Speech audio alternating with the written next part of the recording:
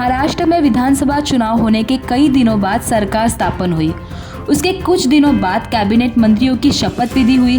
Cabinet मंत्रिमंडल स्थापन होने के बाद कई सारे मंत्रियों ने अपने अपने मंत्री पद से जुड़े संबंध में जानकारी प्राप्त कर उस पर काम करना भी शुरू कर दिया और अलग अलग विभागों में दौरा कर वहां की परिस्थिति का अभ्यास करना भी चालू कर दिया।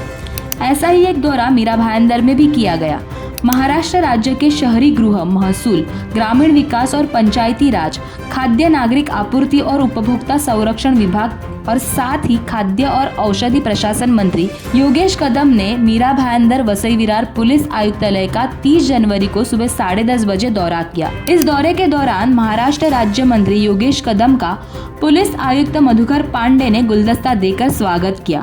उसके बाद उन्होंने पुलिस कमिश्नरेट के विभिन्न शाखाओं, विभागों, कंट्रोल रूम और संचार कक्ष का निरीक्षण किया। इसके बाद मंथन हॉल में वरिष्ठ पुलिस अधिकारियों के साथ मंत्री योगेश कदम की बैठक हुई। इस बैठक में पुलिस आयुक्त मधुकर पांडे ने कमिश्नरेट के कामकाज की पीपीटी के माध्यम से प्रस्तुति कर इसकी जानकारी मंत्री योगेश कदम को दी। साथ ही मंत्री योगेश कदम ने पुलिस बल के प्रदर्शन की समीक्षा की और अगले 100 दिनों के लिए उप मुख्यमंत्री एकनाथ शिंदे द्वारा दिए गए निर्देशों को लागू करने के निर्देश भी दिए। इस पूरे बैठक में मीरा भाईंदर में लगातार होने वाले कई सारे गुनों के बारे में भी चर्चा हुई। इस अवसर पर ड्रग्स रैकेट और अवैध गतिविधियों में शामिल विदेशी नागरिकों के खिलाफ सख्त कार्रवाई करने का आदेश भी मंत्री योगेश कदम ने दिया।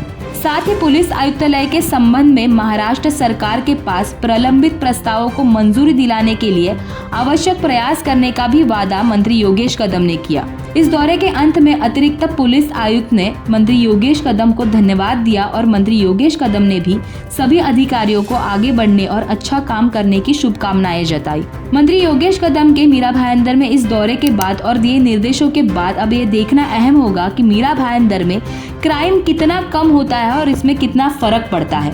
मंत्री योगेश कदम द्वारा किए इस दौरे के बारे में आप क्या सोचते हैं, कमेंट कर जरूर बताइए और ऐसे ही वीडियोस के लिए जुड़े रहिए MB लाइव के साथ।